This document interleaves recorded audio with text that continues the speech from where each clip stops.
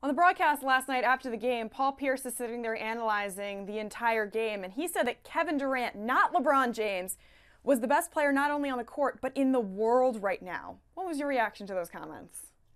Well, I think like most people, Alex, I'd say let's not base this on two games here. I mean, and hey, hats off to Kevin Durant.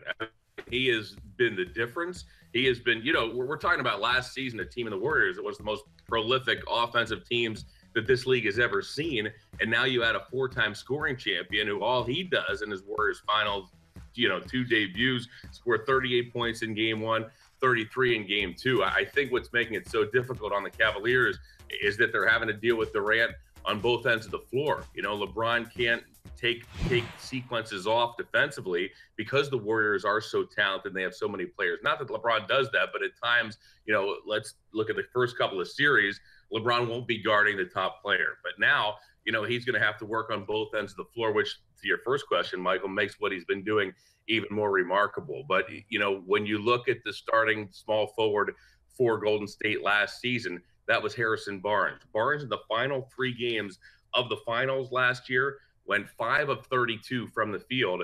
You fast forward that to this season, now you're dealing with the Warriors' leading scorer in Kevin Durant, who can do so many more things. The other stats are there too, the rebounds, also the assists, and his length. How about 5 blocks last game on that defensive end of the floor? So he right now is doing it all. I think, let's take a step back in terms of best player in the world right now. But man, has Durant been good over these last two games. Sure. What do the Cavs need to do, or what can they do to try to slow him down? Well, right now the coaching staff has 72 hours, Michael, basically to try to save the season.